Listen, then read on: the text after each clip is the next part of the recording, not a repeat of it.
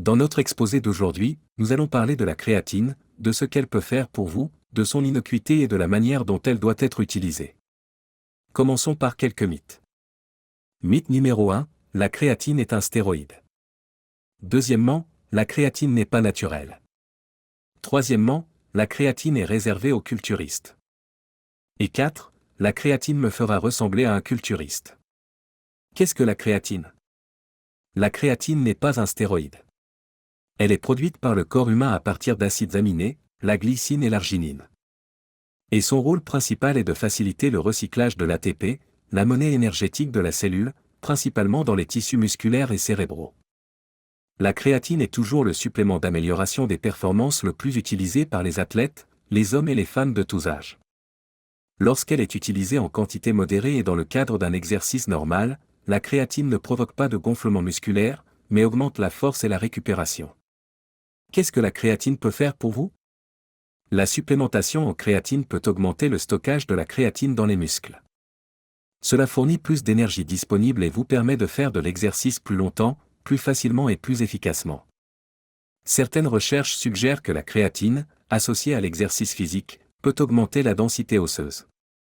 D'autres recherches montrent que lorsqu'elle est associée à 30 g de protéines de lactocérone 2 fois par jour, la créatine peut augmenter la force chez les adultes de plus de 70 ans, même sans exercice. La créatine peut aider à lutter contre la sarcopénie. La sarcopénie est la perte normale de la masse et de la force musculaire avec l'âge, et peut commencer dès l'âge de 35 ans. Nous constatons des pertes de force entre 50 et 60 ans d'environ 1,5% par an. Et ces pertes augmenteront après l'âge de 60 ans jusqu'à 3% par an. La supplémentation en créatine peut donc vous aider à conserver votre force et à rester actif. La créatine est-elle sans danger? La réponse courte est oui. La créatine a fait l'objet d'une quarantaine d'années d'études randomisées. Et il y a très peu d'inconvénients à son utilisation. Certaines personnes qui prennent plus de 5 g par jour peuvent souffrir de maux d'estomac ou même d'une légère rétention d'eau. En outre, les personnes qui suivent des régimes restreints en protéines doivent être particulièrement prudentes et consulter leur médecin avant de commencer à prendre des suppléments de créatine.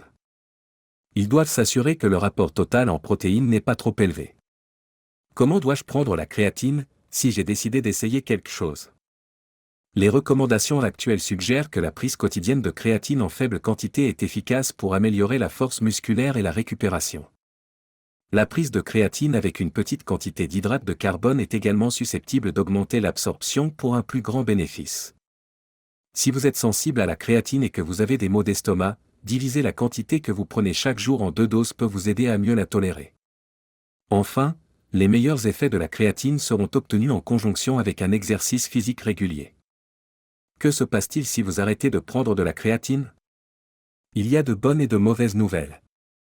La mauvaise nouvelle, c'est qu'avec l'âge, nous perdons de la force musculaire et des cellules musculaires.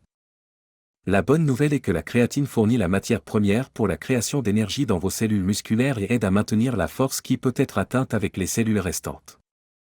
Ainsi, étant donné que le vieillissement entraîne toujours une perte de cellules, l'utilisation régulière de créatine peut aider à compenser les baisses de force observées avec l'âge. Si vous prenez régulièrement de la créatine, vous augmenterez votre force musculaire. Mais si vous arrêtez de prendre de la créatine, non seulement vous ne verrez pas d'amélioration continue de votre force, mais le processus naturel de vieillissement et de perte de cellules musculaires ne sera pas compensé par les gains de force. Et dans l'ensemble, vous constaterez une diminution de la force. Par conséquent, si vous souhaitez conserver votre force musculaire en vieillissant, une supplémentation continue en créatine peut jouer un rôle important. Si vous trouvez ce contenu utile, veuillez vous abonner à la chaîne et aimer cette vidéo. Il convient de noter qu'un faible pourcentage de personnes ne tirera aucun bénéfice de la créatine. Si vous ne constatez pas d'amélioration de la force et de l'endurance au bout d'un mois, il est recommandé d'interrompre le traitement. Vous avez peut-être vu d'autres mythes sur la créatine. Premier mythe, la créatine fait prendre du poids. C'est faux. Cependant, comme je l'ai mentionné, certaines personnes peuvent souffrir d'une légère rétention d'eau dans les muscles.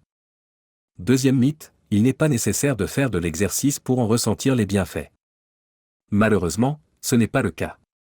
Vous devez faire de l'exercice pour tirer le meilleur parti de la créatine. Troisième mythe, l'utilisation normale de la créatine peut endommager les reins. Malheureusement, Ce mythe est né d'un rapport sur le cas d'un athlète qui essayait de perdre du poids et se déshydrater tout en prenant de grandes quantités de créatine. Malheureusement, chez cette personne, une insuffisance rénale s'est produite.